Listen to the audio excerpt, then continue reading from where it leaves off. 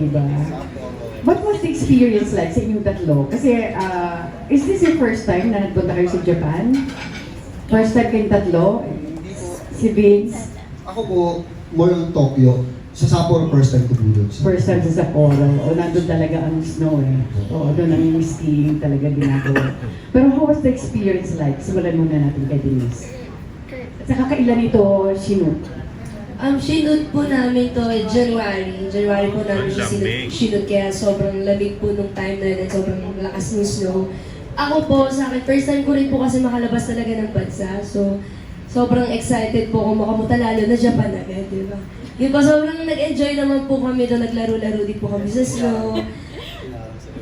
Ayun, ikwento ko daw po yung hinarang daw po ako sa immigration siya.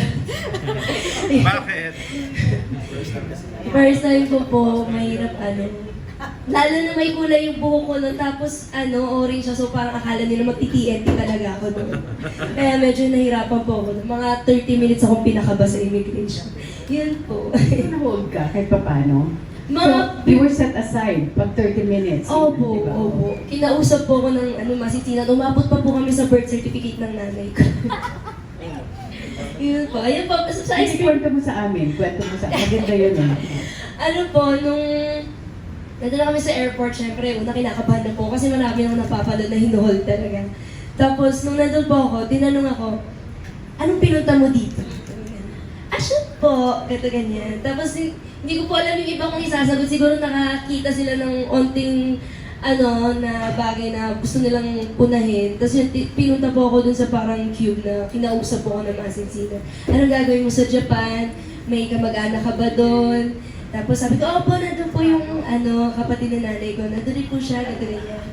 Tapos syempre, nag-check po sila ng bank statement.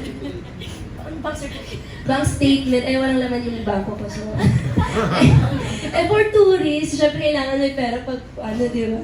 Walang laman, nasa lang ata pa sa'yo. Tapos, yung surname kasi ng tita ko doon, iba sa surname ng mom ko. So, parang nagdalawang isip sila, akala nila yun yung magbubugaw sa akin sa Japan. Kaya parang hinold ako doon ng mga ilang minutes. Pinakawalan ako mga 10 minutes before umalis yung siguro. Kaya, sobrang kaba kasi pag naiwan ako, wala na, papalitan na ako siya. Yun po, yun yung Basta hinold po ako, ibang klaseng experience po yun. Pero paano ka nakalusok? Hindi ko alam, pinagtripan po ata ako nung hindi ko, pinasal po yung birth certificate ng mom ko, yung alien card ng tita ko, birth certificate ng tita ko, marriage contract, ID ng tatay ko, kung talaga.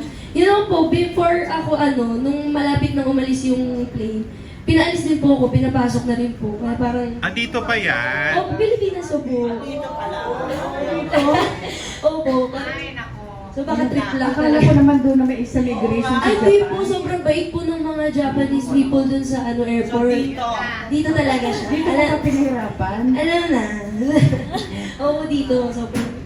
Parang nakita nila, first time, tatakutin natin, ganun. So, totoo pa yung naghahanap ng birth certificate? Totoo po, nung umabot pa sa marriage contract. Aray. Pinagtripan ka lang talaga dito. Oo. Oo. Hindi mo sinabi na artista ka ng Viva? Sinabi ko po, pinakita ko pa nga po, sinabi ko, anong work mo dito sa Pilipinas? Artista po, saka artista, Viva Max po, patingin ng mga movie mo. Mabuti na lang kung may Viva Max app ako sa phone, pinakita ko sa niya, ikaw ba yan? Opo, ako po ito.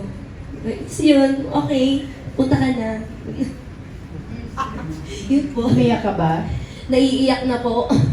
Pinipigilan ko na kasi baka sabihin nila, tinatago to. Okay. Hindi ko naintindihan. Akala ko unuwal immigration ng Japan. Hindi naman sila ganun. Oo, thank you. So, medyo balikan natin ng kwento mo sa airport. Na-trauma ka ba ng slide? So, hindi lang po talaga slide, sobrang trauma po talaga. Takot na takot talaga ako. Yun nga po nakwento ko yung pumunta po kami sa airport, pumunta Bacolod. Syempre wala namang immigration na walang Kailan yung passport Bacolod? visa.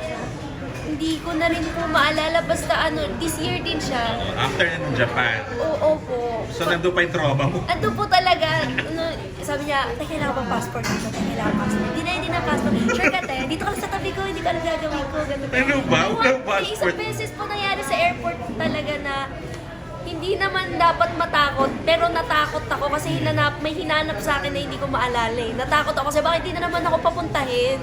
Yun ay kinatakot ko, yun po. Nandun talaga yung trauma. Kasi bagong-bago yung passport mo, wala pa tatak. Hindi naman po, ay, Hindi yung unang love Yung Japan. Japan. Japan. oo, wala diba? pong Ganun tatak. talaga eh, Wala maraming talaga siya kwento. tatak.